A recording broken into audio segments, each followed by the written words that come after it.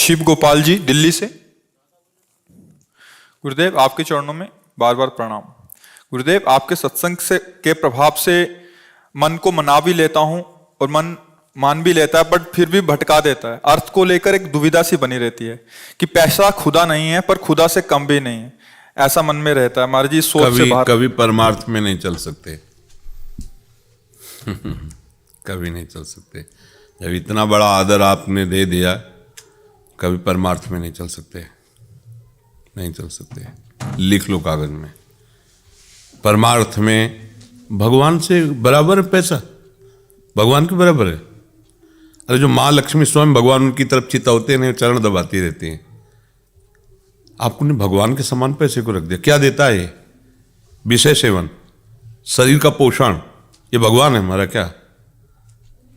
एक श्वास अभी ठाकुर जी रोक दे, पैसे में ताकत है, दूसरी श्वास चला दे, ताकत है।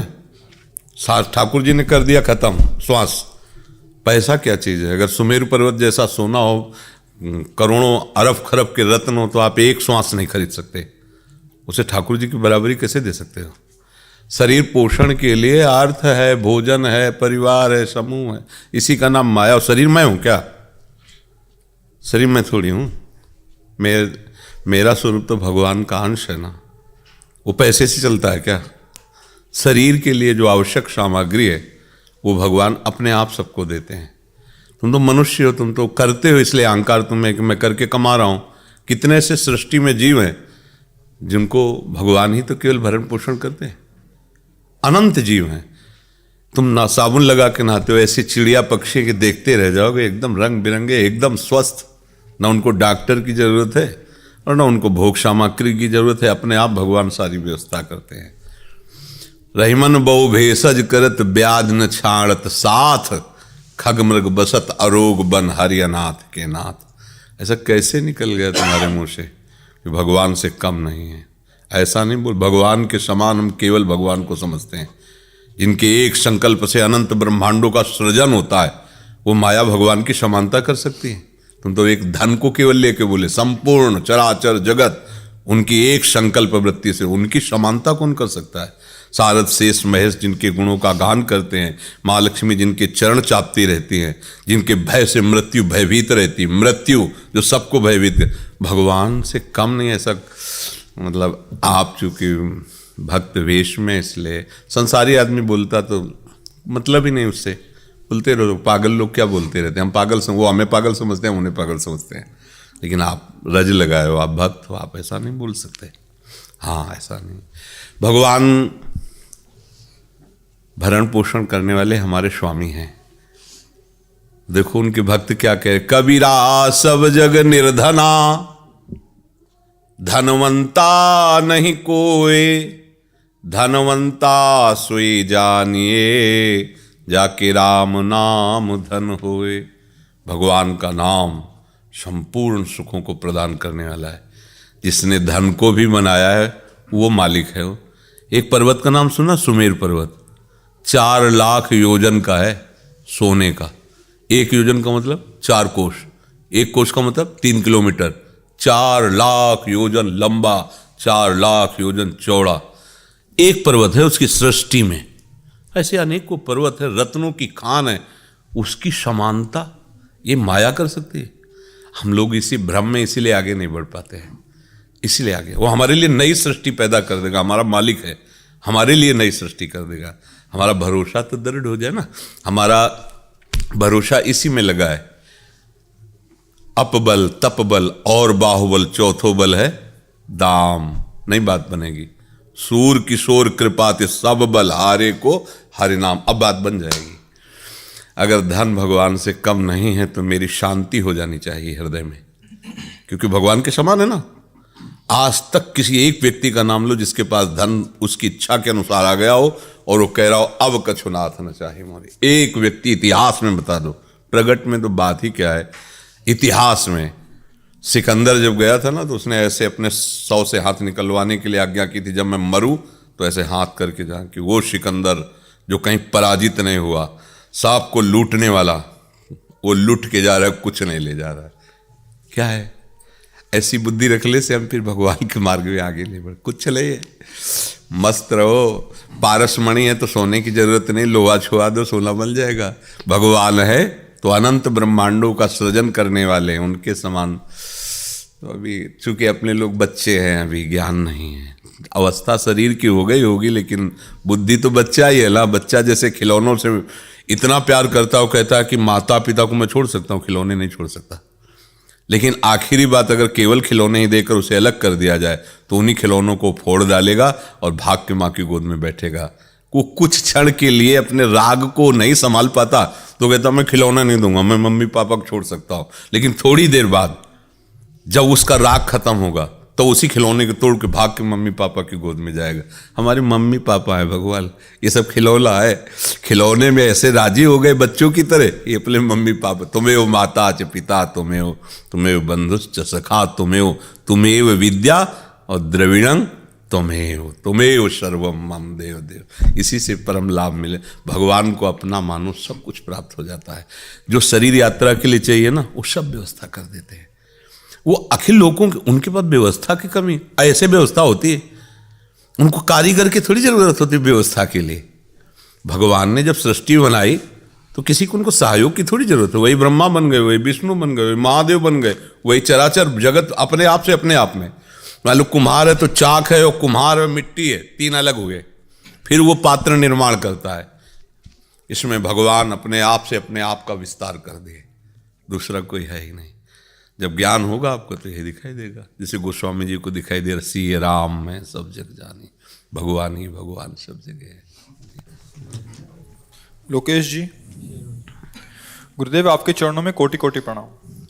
गुरुदेव, मेरे मन में कुछ भाव आते थे, परंतु आपकी आज्ञा याद आती थी कि नाम जप और आज्ञा पालन करो तो गुरु के पास ही हो। परंतु गुरुदेव, कुछ दिन पहले एक एकांतिक वार्तालाप में आपने किन्हीं साधक के प्रश्न के उत्तर में कहा कि हमारी नज़रों में रहो, आते जाते रहो। जब हम देखेंगे कि ये सेवा में है तो तुम्हारे ऊपर हम शासन करेंगे, कि हम तुम्हारी गलतियों को प्रकाशित बताकर तुम्हें ठीक मार्ग पर चलाएंगे। गुरुदेव, मेरे मन में हमेशा ये भाव आते हैं कि आप मुझ पर शासन करके अपनी आज्ञा में चलाएं। दूर रहकर मुझे ये पूर्ण रूप से संभव प्रतीत नहीं होता। कृपया मार्गदर्शन करें। नहीं, अगर गुरु को मनुष्य समझोगे तो ये बात है। अगर गुरु को परमात्मा तत्व मानोगे तो अखंड मंडलाकारम व्याप्तमेन चराचरम। तुम जहाँ हो वही तुम्हारा गुरुदेव आसपास तुम्हें देख रहा है, तुम्हारी रक्षा कर रहा है, तुम्हारे हृदय में बैठा है, तुम्हारे बाहर बैठा हुआ है। गुरु को मनुष्य समझोगे तो मनुष्य एक देशी होता है और वो फिर रक्षा नहीं कर पाएगा। एक देशी एक देश में रक्षा कर सकता है, लेकिन सर्वत्र विराजमान जो गुरु को मानता है वही सुरक्षित रहता है। तो आप जहाँ भी हो गुरुदेव के सामने, कोई भी गलत काम करने के पहले देखो कि गुरुदेव विराजमान, जड़ में, चैतन्य में, सब में गुरुदेव विराज। तभी तो वास्तविक गुरुदेव का आप पूजन कर रहे हैं, गुरुदेव की आप महिमा को जान रहे। नहीं तो फिर गुरुदेव कमरे में बैठे एक देशी है तो बात नहीं बनेगी। अखंड मंडलाकारम व्याप्तमेन चराचरम तत्पदम दर्शितमेन तस्मै श्री गुरुवे नमः। और कुछ बातें बच्चा ऐसी होती हैं कि जो सामने वाले के अनुसार उत्तर दिया जाता है, वो सबके लिए नहीं हो सकता। अब जैसे मेडिकल स्टोर में दवाइयाँ आई हैं, लेकिन डॉक्टर एक ही बुखार है लेकिन अलग अलग पावर की दवाई देगा, अलग अलग। अब कह दो वो टेबलेट सूट दिया हमको भी, तो नहीं है, उसके मन के अनुसार चलो, अपने नहीं। ऐसे मानो किसी उपासक को देख रहे हैं, उस समय अंदर स्फुरणा हो रही, ऐसा ही इसको उपदेश देना है।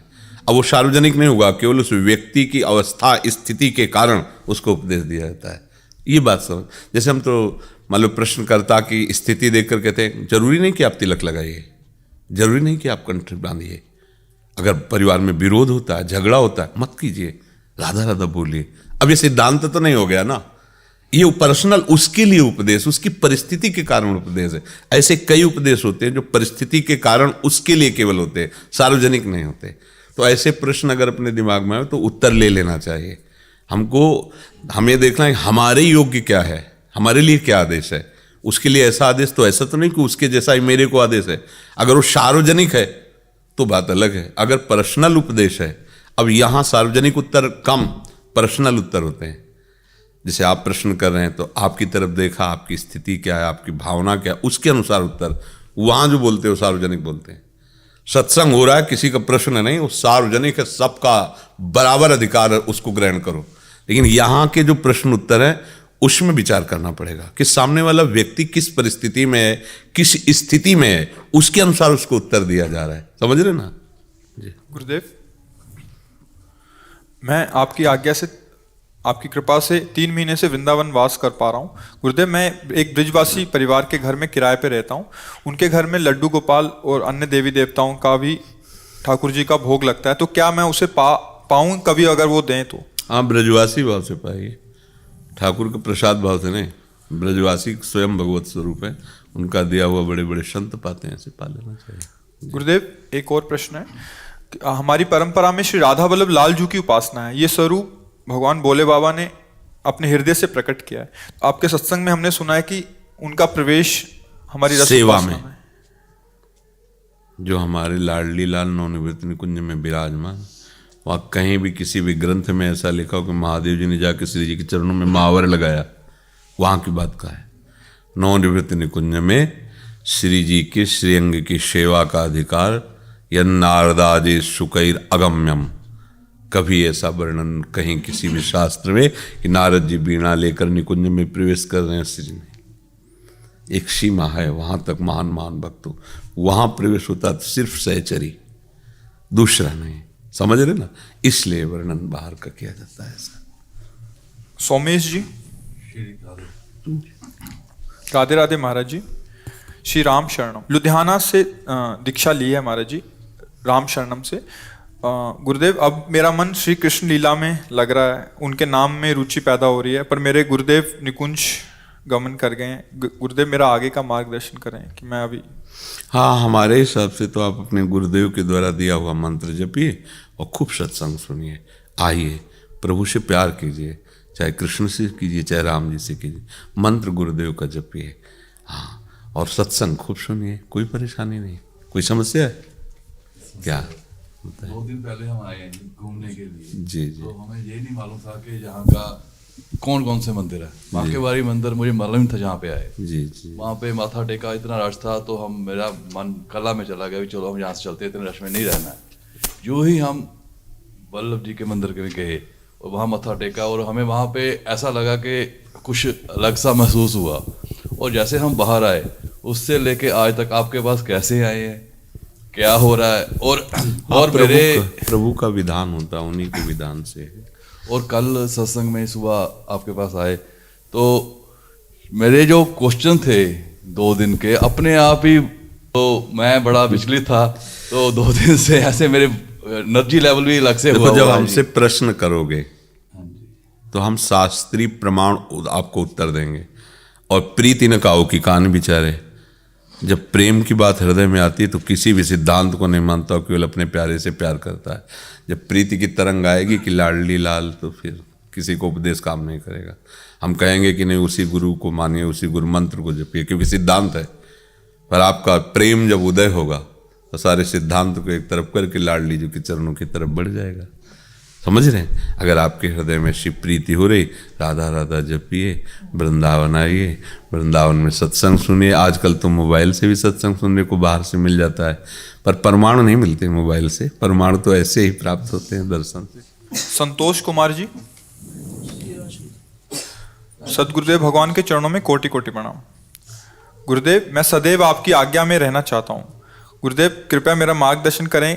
मैं अब पुनः जीवन मरण के चक्कर में नहीं पड़ना चाहता। आप जो भी आज्ञा देंगे मैं उसका पूर्णतः पालन करने का कोशिश करूंगा। पालन करने की सामर्थ्य जहाँ से प्राप्त होती है वही आज्ञा, उसी में लग जाओ। राधा राधा राधा, जो नाम मिला है, जो मंत्र मिला है, इसी में आपको पालन करने की सामर्थ्य मिलेगी। अगर आप नाम जप नहीं करेंगे, मंत्र जप नहीं करेंगे, तो ये सब बकवास हो जाएगा, आप पालन कर ही नहीं पाएंगे, क्योंकि सामर्थ्य नहीं है। आध्यात्मिक सामर्थ्य के बिना जो हमारा मन हमें गंदे मार्ग में ले जाता है, उसे हम नहीं रोक पाएंगे। उसको रोकने के लिए आध्यात्मिक सामर्थ्य चाहिए, और नाम मंत्र ये आध्यात्मिक सामर्थ्य प्रकट करते हैं। शुद्ध ज्ञान में, शुद्ध विवेक में देख पाते हैं कि हमें मन गलत मार्ग में ले जा रहा है, और हम उसे रोक पाते हैं। लगभग सबको पता होता है कि ये गलत कर रहा हूँ, पर रोक नहीं पाते क्योंकि सामर्थ्य नहीं होती। तो श्री हरिवंश नाम बल लहों, तब बात बनेगी। नाम का बल आ जाए फिर सब बात बन जाएगी। उसी नाम का निरंतर जप करो, यही सबके लिए प्रार्थना भी है और आज्ञा भी है। उसी से सब ठीक हो जाएगा। नाम जब निरंतर नहीं करोगे तो सामर्थ्य नहीं आएगी। फिर तो कभी इधर खड़े हैं माया की तरफ, कभी इधर खड़े हैं भक्ति की तरफ, ऐसे ही समय व्यतीत होता रहेगा। बाद में अनुभव में आएगा कि हमारे हाथ कुछ नहीं लगा। और नाम जब करते रहोगे, एक मार्ग में चलते रहोगे, मंजिल मिल जाएगी। समझ रहे ना जी। शीला जी, राधा वल्लभ श्री हरिवंश बाबा, बाबा राधा वल्लभ जी की प्रसादी वस्त्रों को क्या हम पहन सकते हैं? कैसे पहनोगे? नहीं, हम कह रहे राधा वल्लभ जी का जैसे, तो कैसे पहनोगे? तुम्हारे शरीर में कैसे आएगा? मतलब चुनरी है, भजन के समय ओढ़ लिया, सिराहने रख लिया, या जो प्रसादी उनके जो भी वस्त्र हैं अपने सिराहने तकिया के नीचे रख लिया। हर समय प्रणाम नमस्कार पवित्र आसन में। अगर हमें लगता है हमारा सैया आसन अपवित्र है तो सिंहासन में रख लिया। प्रभु के प्रसादी वस्त्र ना, उनको हम एक तो शरीर में पहने भी नहीं जा सकते, और दूसरे हर समय शरीर हमारा अपवित्र रहता है, तो हम माथे पे लगा के प्रणाम उनको पहन नहीं सकते। क्यों? समझ में आ रही बात? क्या पहन सकती हो आप? जैसे जो उनका लहंगा होता है, नहीं, सिंहासन में विराजमान करो, अलमारी पे रख दो, दर्शन करो, प्रणाम करो, रोज माथे पे लगाओ, पहन नहीं सकते। जैसे व्यवहार की बात है, आप लहंगा पहने हो, आपको लघु शंका लगी, फिर आप क्या करोगे? पर्सनल बाथरूम में तो उतार के रख सकते हैं, लेकिन आप घूम रहे हो या कहीं दर्शन करने, फिर आप क्या करोगे? प्रसादी वस्त्र की, उनके श्रीअंग की उसकी महिमा घट रही ना फिर हमारे द्वारा। तो ये सूक्ष्म बातें होती हैं जो हम, जैसे हम कह रहे हैं कि आप सिराने रख लो या सिंगार, तो उसमें तर्क करने की जरूरत नहीं है, वो बहुत विचार से हो रहा है, बहुत मंगलमय शब्द है। अब उसमें जैसे तर्क कि हम क्यों नहीं पहन सकते, तो बहुत से ऐसे कारण हैं कि आप नहीं पहन सकते। पट प्रसाद पहनने के लिए आज्ञा है। आप जैसे अपने नाप के कपड़े बनवाए, नए हैं, सिंहासन में छुआ दिए, चरण पादुका में छुआ दिए, पहन लिए, वो प्रसादी है। पर श्री जी के श्री अंग में जो धारण हुआ है वो माथे पे रख के सिंहासन में साइड में अलमारी में रख देते हैं, सिराने रख देते हैं, रोज प्रणाम करते हैं, माथे से लगाते हैं, और अपने अंग में धारण कर। ये पांच भौतिक शरीर है। एक तो वो साइज नहीं है ना, और दूसरी बात सामर्थ्य नहीं। प्रभु के श्री अंग मलमूत्र से रहित हैं, चिदानंद है, और ये मलमूत्र युक्त शरीर है। तो थोड़ा ये समझना होगा, भाव से समझना होगा। समझ पा रही ना जी? गुरुदेव, मेरी बहुत इच्छा होती है कि मैं नाम जप करूं, आप कृपा करें। तो रोकता कौन है? अभी इच्छा का किसने, किसका है? हम बस बैठने बैठे, आपको रोकता कौन है? ये इच्छा हो जाए तो जगत मंगल करने की सामर्थ्य आ जाए। पर बस इतनी और इच्छाएं हैं कि ये भी एक ऐसे स्फुरित हुई साइड में पड़ी रहती है। अगर इस इच्छा का पालन कर ले तो सब सामर्थ्य आ जाए। नाम में इतनी सामर्थ्य है कि नाम ही भगवान को अधीन कर लेता है नाम, और तो क्या बात है। बस रटते रहो राधा राधा राधा राधा, राधा वल्लभ श्री हरिवंश, राधा वल्लभ श्री हरिवंश। इच्छा ही तो नहीं लोगों के अंदर। इच्छा हो जाए तो फिर क्या है? इच्छा हो जाए तो फिर बहुत बढ़िया बात। अगर इच्छा है तो आपको रोकता कौन है? खूब नाम जप कीजिए। देखो, सबसे प्रार्थना है, अगर आपका भोजन सही नहीं होगा, आपका संग सही नहीं होगा, आपका देखना सुनना सही नहीं होगा, तो आप भजन नहीं कर पाओगे। आप गंदी बातें देखोगे, संसारिक नौटंकी नाटक देखोगे, संसारिक व्यक्तियों के पास बैठना ही पड़ेगा, क्योंकि संसार में हो। खान पान गंदा है तो भजन कैसे होगा आप बताओ? अगर आपका खान पान पवित्र नहीं तो विचारे पवित्र नहीं होंगे, आपका संग पवित्र नहीं तो आपका आचरण पवित्र नहीं, आपका देखना सुनना पवित्र नहीं तो आप गंदी बातें मत देखो, गंदे लोगों का संग करने से बचो, गंदा भोजन करने से बचो, तो आपकी बुद्धि शुद्ध रहेगी, फिर आप भजन कर सकते हो। अब गंदे आहार बहुत गंदी तरह से बनते हैं। आप अपने घर में नमक रोटी बना खा लो, ये पिज़्ज़ा और क्या बर्गर दो क्या क्या कहते हैं इनका। हम तो अपने सब निजी जनों को आदेश किए कि पहले 1 वर्ष बाजार का कुछ नहीं खाना, सूखी चीज़ लाओ अपने घर में बनाओ, भोग लगाओ, श्री जी को पाओ, तो फिर धीरे धीरे धीरे इसको बढ़ाते हुए इसको छोड़ दो। बाजार से बनी हुई वस्तुएं देखो, अगर भजन करना है तो अब आपको सामने ठेलिया पे दिखाई दे रहे गोल गप्पे, बढ़िया पानी, ये चाट वो चाट, बढ़िया साफ, लेकिन उसका निर्माण कैसे हुआ है उन लोगों को ये थोड़ी ज्ञान पवित्रता क्या है, पवित्रता क्या, कैसे कैसे, तो आपकी बुद्धि कैसे पवित्र रहेगी। आजकल प्रायः जो लोग हैं प्याज, लहसुन, अंडा, मांस इसको कुछ बुरा नहीं मानने लगे हैं। ऐसा मतलब मानसिकता हो गई कि अब आप भोजनालय में देखो तो उसी भोजनालय में 2 विभाग हो गए, एक शाकाहारी एक मांसाहारी। अब बोलो क्या उसमें पवित्रता होगी। तुम्हें जरूर शाकाहारी कह के परसा जा रहा है, लेकिन वो सब अपवित्र ही है। तो भोजन अगर शुद्ध नहीं होगा, आपका संग का प्रभाव पड़ता है। जैसा संग करोगे वैसे ही रंग चढ़ेगा। अच्छा, दृश्य का प्रभाव पड़ता है। आपके हाथ में मोबाइल है, आजकल कोई छोटा मोबाइल रखना पसंद नहीं करता, बड़ा बड़ा मोबाइल। सर्च करो, घर बैठे आप सब देखो, पिक्चर देखो, नाटक देखो, गंदी बातें देखो, फिर आपको भजन में मन लगेगा। जैसी चीज देखोगे, जैसा सुनोगे, जैसा बोलोगे, जैसा खाओगे, वैसी चिंतन बनेगा, और जैसा चिंतन बनेगा वैसा आपके हृदय में शांति या अशांति होगी। तो आजकल तो बहुत कठिन भजन करना। सबके पास मोबाइल है, सबके पास मतलब संसार है जेब में। अगर मोबाइल है तो आपके कुछ भी, आप अमेरिका सर्च करो, इंग्लैंड सर्च, कुछ भी वो सब। अब बताओ, वो ऐसे ही मन चंचल है और व्यवस्था और उसको बर्बाद करने की हमारे पास है तो सब। इसलिए बहुत सावधान रहो। कम से कम ऐसे आचरण हमारे हों कि जो राक्षसों से न मिलते हों। माता पिता का आदर करना, बड़े बूढ़ों का सम्मान करते हुए घर गृहस्थी में जैसे हो ना, अच्छा भोजन पाना, अच्छे विचार, खूब नाम जप करो, स्वस्थ रहो शरीर से भी और मन से भी। अच्छा व्यवहार नहीं होगा तो जैसे गंदे लोग आचरण करते हैं ना, वो जमा होता रहता मन में, और एक दिन मन इतना बेकार हो जाता है, उसी को कहते हैं डिप्रेशन। अब बेकार कर, मन ने ही उसको बेकार कर। जिस मन के साथ में गंदगी उसने बटोरी, वही मन अब उसको जब तक जिएगा तब तक परेशानी हो। भय, बेमतलब की कल्पनात्मक भय, इतना वो डिप्रेशन में हो जाता है कि उसको लगता है कि शरीर को नष्ट कर दें।